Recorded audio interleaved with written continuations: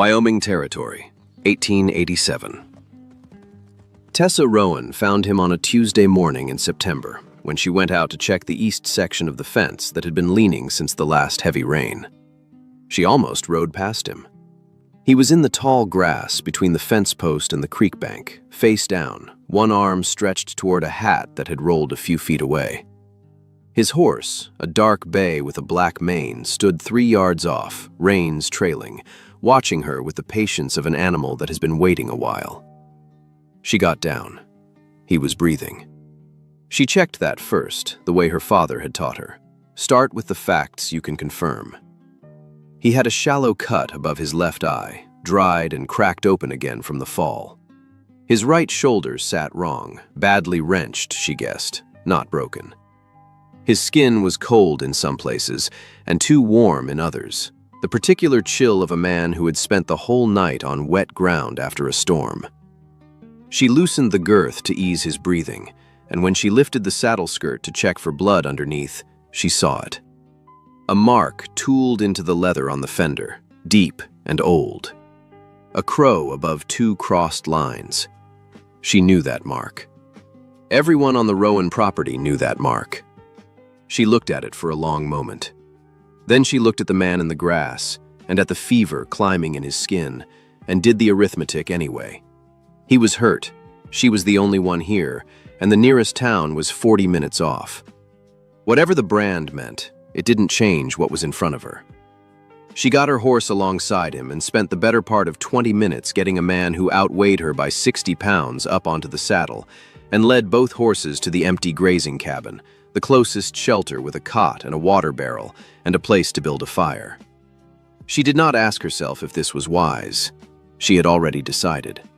The rest was just getting it done. The fever broke on the second night. Tessa had fallen asleep in the chair beside the cot without meaning to. She woke near 3 in the morning to find him watching her with the unfocused attention of someone unsure whether they're awake yet. "You're in the grazing cabin on the Rowan property," she said before he could ask. "Your horse is in the lean-to.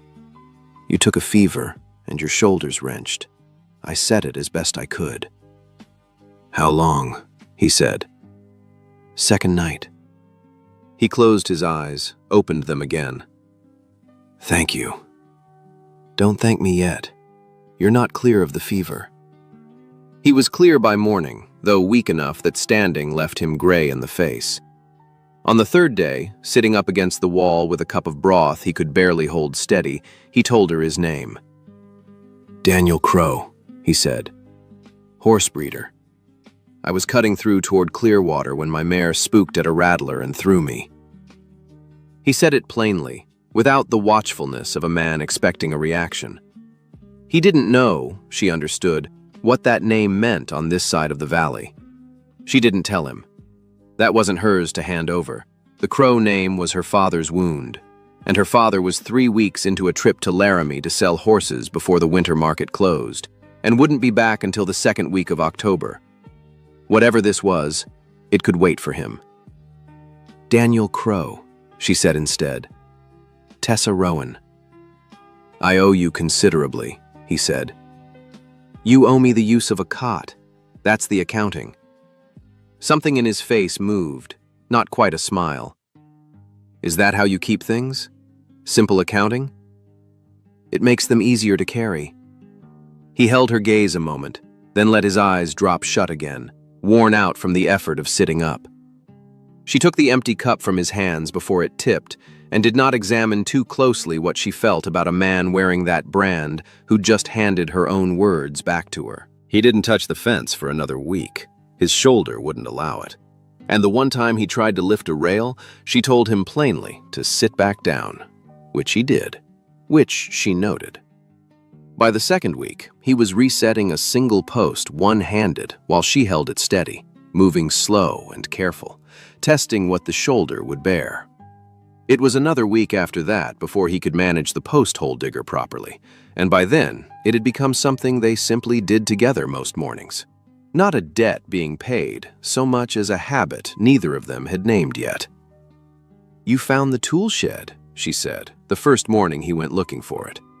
"Door was open, I knocked first. There's no one to knock for. Habit, he said, and moved to the next post. She brought coffee out one morning, and they stood at the fence line looking at the September light on the aspens, already turning gold higher up the ridge.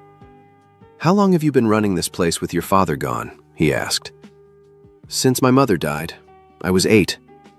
He didn't offer a condolence, which she was grateful for. 20 years of them hadn't changed the fact. My sister's buried near a creek, too, he said after a while. Not as an invitation, just a fact, laid down the same way she'd laid hers down. How old were you? 12. She was 8. They stood with that a moment, the wind moving through the grass, and then he handed back the empty cup. Third post needs resetting, he said. I'll have it by noon. She went back inside and thought, not for the first time, about a man who could say a thing like that and go straight back to work. He left a tin of healing salve on the gatepost the following week with a note, for the cut supply, DC. She'd used the last of hers on him and hadn't mentioned it. He'd noticed anyway. After that, the encounters happened the way small valley encounters do, frequent enough to not quite be accidental, ordinary enough to need no acknowledgement. At the Cedar Falls General Store, where he was buying wire and she was buying flour.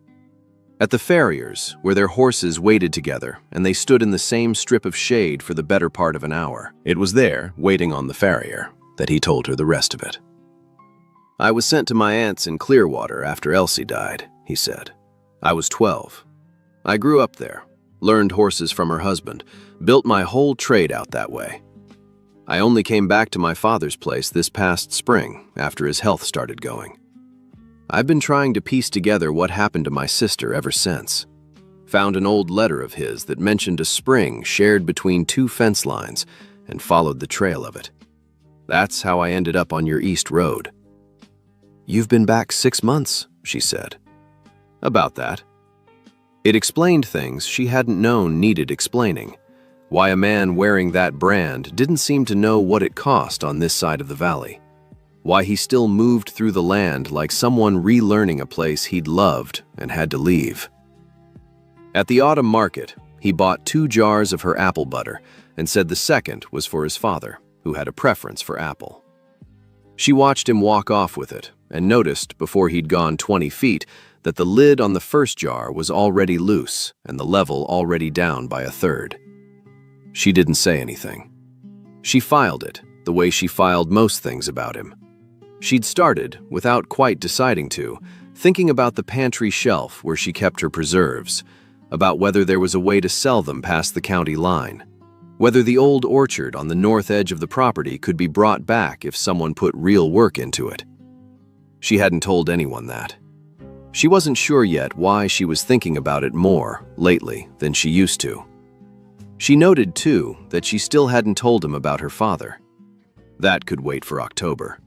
It was only September. He asked her one Wednesday if she'd ever ridden the West Ridge. She had, many times, but said no because she wanted to hear him describe it. He described it correctly, the way the valley opened past the 3rd stand of aspens, the spring that ran clean even this late in the year. He knew it the way you know a place you've paid attention to. My father's land runs the south edge of that valley, he said. We've grazed that pasture since before I was born. She noted it, filed it. They rode up on a Saturday, the sky enormous, the aspens making the dry rushing sound they make when the wind moves through. He let her set the pace on the parts she knew better. She let him lead where the creek crossed soft ground he remembered from childhood. If the land were mine outright, she said at the top, I'd bring the north orchard back. My mother planted half of it before she died. Nobody's touched it since. What's stopping you? Time, and a father who thinks it's more trouble than the apples are worth. He looked at her like he was filing that away too. Where would you sell them? Past the county line, maybe, if I ever got that far. You'd get that far, he said, and it didn't sound like flattery. It sounded like an observation. At the top of the ridge, they could see both properties laid out below. The Rowan barn, the east fence now standing straight, and past it, the south edge where the crow land began. He was looking at that line the way a man looks at something he hasn't finished understanding. He reached over and took her hand. She didn't move away. This is the last easy day, she thought. I should remember it exactly. Before we go on, if Tessa and Daniel are keeping you company right now, leave a like. Tell me in the comments where you're listening from. I read every one. Now let's get back, because Ephraim Rowan is coming home early. Ephraim came back 4 days ahead of schedule. The horse sale in Laramie finished early, and he was crossing the yard with a saddlebag when he heard them coming down the north track. He stopped. He looked at his daughter. He looked at the man beside her. He looked at the horse, at the mark tooled into the fender, plain from 20 feet, a crow above 2 crossed lines. His face went somewhere past anger, somewhere older. Get away from my daughter. Papa. I know who he is. Get inside, Tessa. She didn't get inside. She got down and stood between them. Tell me, she said to her father. Ephraim looked at the brand a long moment before he spoke. Your mother, he said. The fire. Silas Crow's horse was outside our barn that night. His saddle on the fence post, that same mark. I went to him the next morning. He didn't deny being there. He said nothing at all. His voice was level in the way of something held a long time. He let me believe what I believed for 20 years. Tessa looked at Daniel, still on the horse. Something had shifted in his face. Not guilt exactly. Something more complicated. Daniel, she said, tell me what you know. He got down and stood with his hat in his hands. I was 12 when the fire happened, he said. My sister Elsie was 8. I was sent to my aunt's in Clearwater 2 weeks after, and I only came back to my father's place this past spring when his health started failing. I've spent 6 months trying to understand what happened that night, because he's never once explained it to me. He looked at Ephraim directly. I didn't know until just now that you believed he started it. I didn't know what he's been carrying. His voice didn't shake. It went level instead, which is what a voice does when steady isn't quite possible. I don't know everything my father did that night. I know he was there. I know he's never spoken of it. I know my sister went with him and didn't come home. He held Ephraim's gaze. I'm going to ride home and ask him again, and I'm going to keep asking until I have all of it. He looked at Tessa, standing between the two men, between the last easy day and whatever this was now. I'm sorry, he said, for what my family cost yours. He put his hat on, mounted, and rode south. Tessa watched him go, then turned to her father, who stood in the yard with 20 years of grief on his face and the beginnings of a doubt he hadn't let himself feel before. Daniel found his father in the barn, working a length of harness leather he set aside the moment his son appeared in the doorway. I met Ephraim Rowan's daughter today, Daniel said.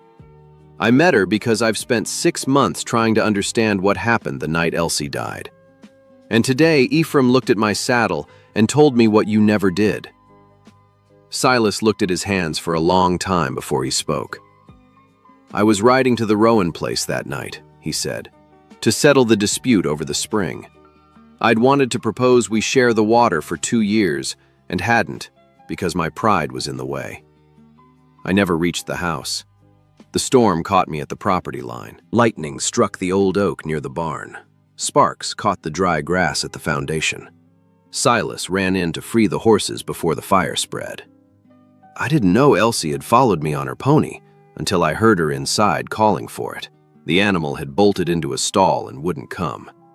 She went in after it before I could stop her. He'd gone back in for her.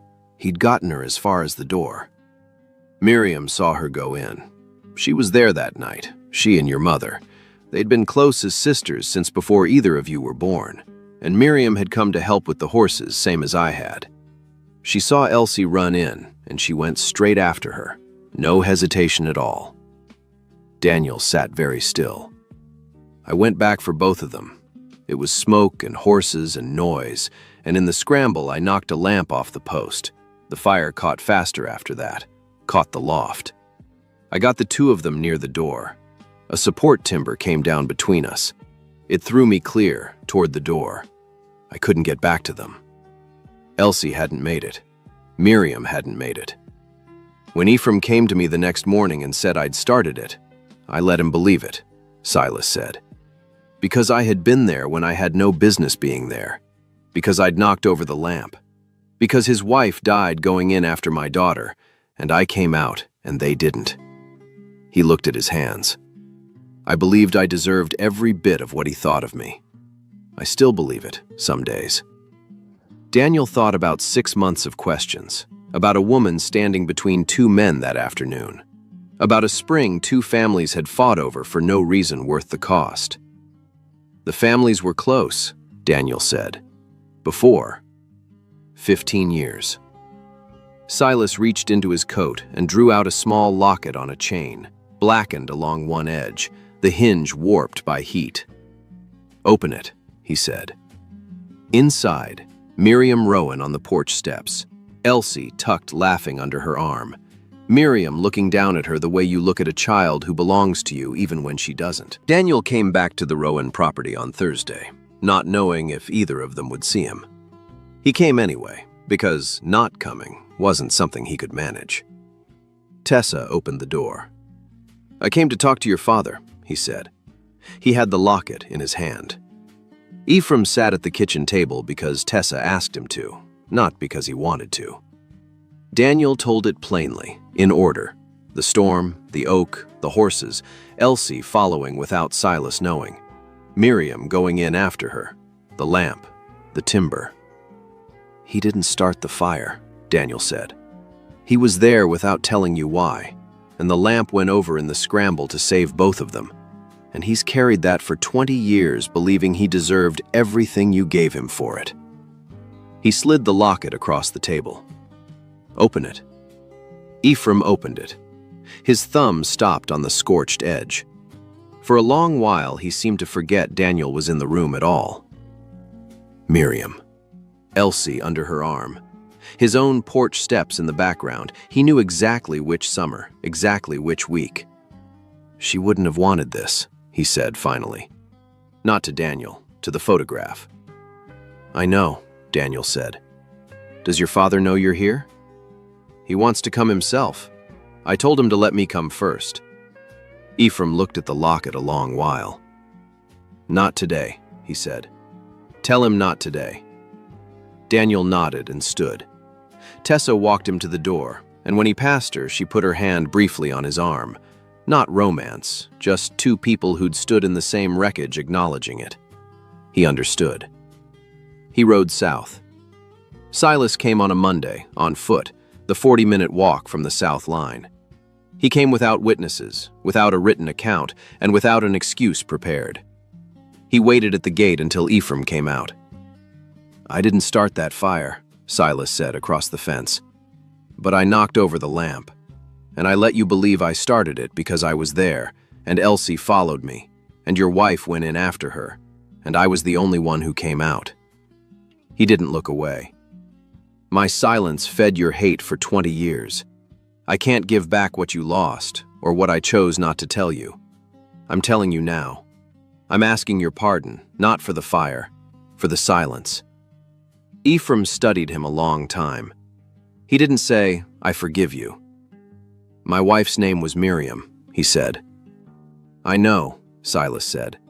"Your daughter has her eyes." "She was 8 years old," Ephraim said of Elsie. "She was kind." She was. Miriam would have gone in for her even if she wasn't ours to protect. That was who she was. "I know," Silas said. "That's why I kept the photograph." Ephraim opened the gate, not an invitation, just an opening, the way you let air into a room that's been shut too long. That was the beginning. Standing there was the beginning. They opened the spring together in November, Silas and Ephraim, with Daniel and Tessa watching from the rise. The water ran clean, the way it always had, patient through the whole dispute above it. They planted 2 trees beside it, one for Miriam, one for Elsie. Tessa's idea. Both fathers said yes without arguing about it, which told her something. It wasn't reconciliation as a single event. There were still weeks when Ephraim couldn't look at Silas without the old grief surfacing.